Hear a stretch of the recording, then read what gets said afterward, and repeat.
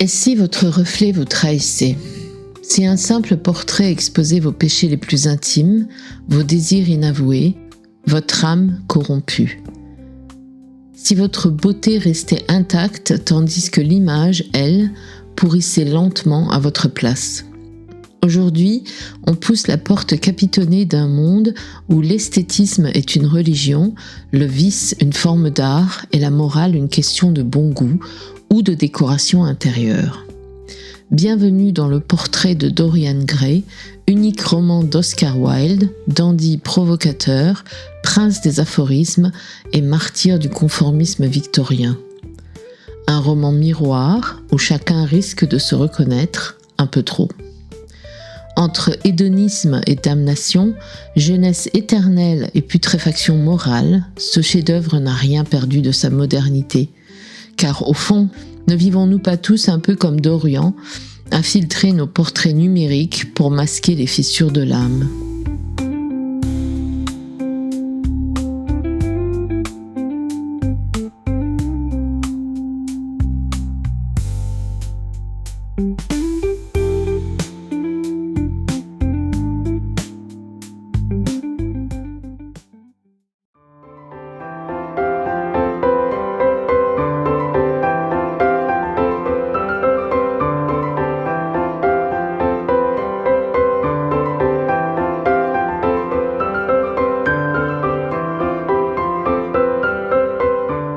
Oscar Fingal O'Flaherty Wilds Wilde, un nom à rallonge pour un homme hors norme.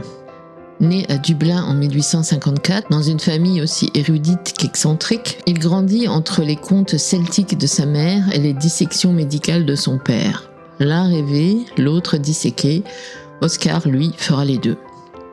Étudiant brillant, il rafle tous les prix à Trinity College, puis à Oxford, où il affine sa philosophie. L'art pour l'art, la beauté avant tout. Il se taille vite une réputation de dandy provocateur, drapé dans du velours, une fleur à la boutonnière et des mots comme des flèches.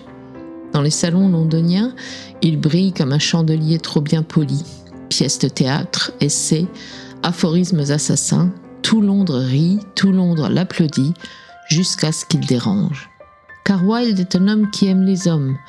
Et en 1895, dans une Angleterre corsetée jusqu'à l'hypocrisie, cela ne pardonne pas. Poursuivi pour outrage aux bonnes mœurs, il est condamné à 2 ans de travaux forcés.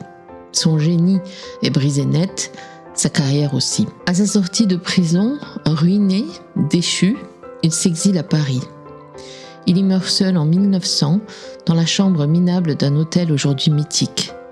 Ses derniers mots, « Either this wallpaper goes » or I do. Wilde est mort, mais son esprit, lui, n'a jamais cessé de rire et de griffer. Il reste l'un des auteurs les plus cités au monde, car personne, jamais, n'a su conjuguer aussi brillamment le sarcasme et la sensibilité, la légèreté et la profondeur.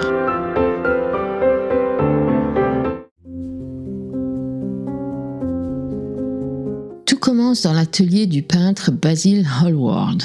Il y peint le portrait d'un jeune homme à la beauté frappante, Dorian Gray. Un visage d'ange, une innocence presque surnaturelle. Lorsque Lord Henry Wotton, dandy cynique et jouisseur assumé, rencontre Dorian ce jour-là, tout bascule. Car Lord Henry, c'est la tentation incarnée. Il parle de jeunesse comme d'un dieu cruel, de plaisir comme d'un devoir, de morale comme d'un mensonge pour les faibles. Dorian, fasciné, boit ses paroles comme du poison lent. Lorsqu'il voit le portrait achevé, Dorian est frappé d'une révélation cruelle. Cette image ne vieillira jamais, mais lui, si. Alors, dans un élan tragique, il fait un vœu, que le tableau vieillisse à sa place et que lui reste éternellement jeune. Le pacte est scellé. Et il fonctionne. Dorian commence alors sa lente chute. Il tombe amoureux de Sybil Vane, une actrice de théâtre, mais lorsqu'elle joue mal, emportée par son amour pour lui qui tue son art, Dorian la rejette avec cruauté et elle se suicide. Et c'est là que tout commence vraiment. Le portrait change. Une lueur de cruauté déforme le visage peint. Dorian panique, mais comprend qu'il a désormais carte blanche pour tout faire, sans jamais en payer le prix physiquement. Dès lors, Dorian devient un homme double. Extérieurement, il reste pur, sublime, intact. Mais le tableau, caché dans une pièce secrète, se transforme en un monstre grotesque, reflet de ses vices, de ses crimes et de ses perversions. Les années passent, Dorian reste jeune, alors que tous autour de lui vieillissent, souffrent ou disparaissent. Il entraîne des hommes et des femmes dans la débauche, cause des ruines, des suicides. Il devient une légende, une rumeur. On parle de pacte avec le diable. Basil Hallward, le peintre, revient un jour confronter Dorian, et il exige de voir le portrait. Dorian cède, et dans un accès de rage et de panique, le tue. Oui, Dorian assassine Basil, son ami, son créateur. Le portrait, lui, devient hideux au-delà de l'imaginable. Et pourtant, Dorian tente une rédemption. Il essaie de faire le bien, de changer. Mais au fond, il ne le fait pas pour les autres. Il le fait pour l'image, pour essayer de laver son âme sans se salir les mains. Le portrait ne s'améliore pas, il sourit même avec hypocrisie. Alors une nuit, Dorian prend un couteau. Il veut détruire le portrait, tuer le monstre. Mais en le poignardant, c'est lui-même qu'il tue. Le lendemain, les domestiques trouvent un vieil homme affreux, mort à terre. Le portrait, lui, est redevenu magnifique. Dorian jeune, radieux, éternel.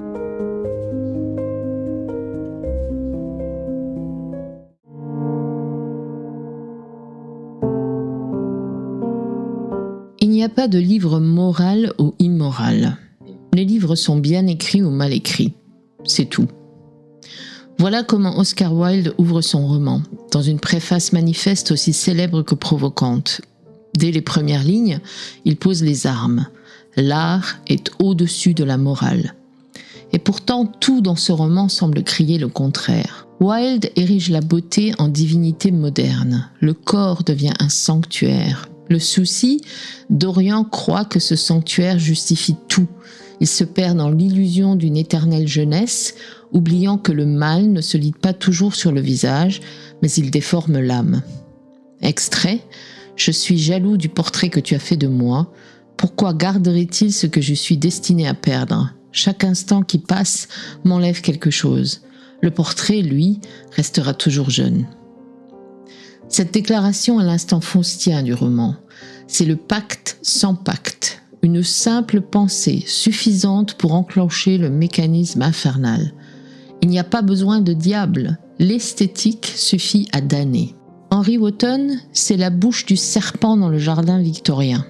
Il ne commet aucun crime, mais il est responsable de tous. Il incarne le cynisme raffiné, la morale inversée, la voie du plaisir sans conséquence. Extrait : la seule façon de se débarrasser d'une tentation, c'est d'y céder. C'est brillant, dangereux, séduisant. Henry ne croit pas à ce qu'il dit, mais Dorian, lui, y croit. C'est là toute la perversion de Wilde, montrer que les idées, même dites pour briller, peuvent tuer. Le tableau devient la matérialisation de la vérité, l'anti-masque, tandis que Dorian reste beau, l'image pourrie. Ce n'est pas seulement un artefact fantastique, c'est la conscience rendue visible, le poids du refoulé.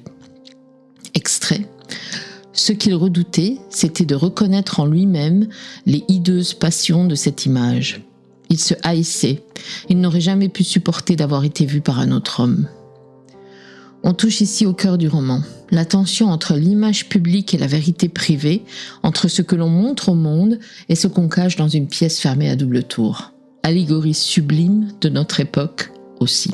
Dorian veut croire qu'il peut encore faire le bien, mais Wilde montre que le remords n'efface pas le passé.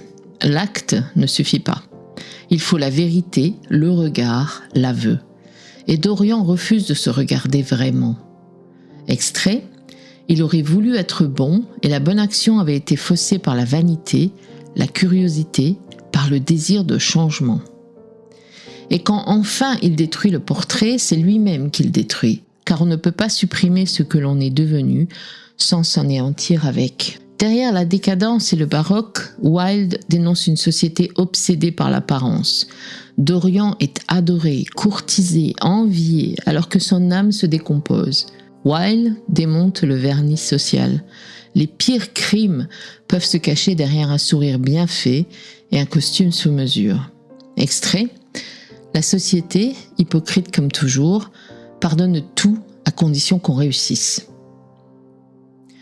Le portrait de Dorian Gray, c'est la beauté comme miroir piégé, l'esthétisme comme poison, l'ironie comme scalpel. C'est une tragédie intime qui traverse les époques parce que nous sommes tous, à notre manière, confrontés à ce que nous cachons au monde. Wilde, en un seul roman, a condensé l'éclat, le vice, la chute et le jugement. Et nous rappelle à travers le rire que ce n'est pas la morale qui nous sauve, c'est le regard honnête que l'on porte sur soi.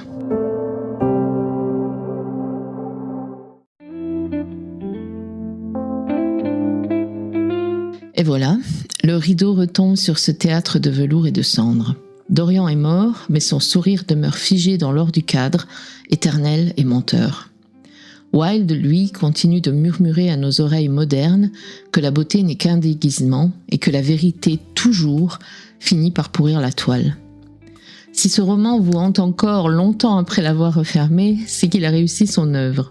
Non pas pour vous raconter une histoire, mais pour vous tendre un miroir. Et peut-être, juste peut-être, y avez-vous vu un éclat de vous-même.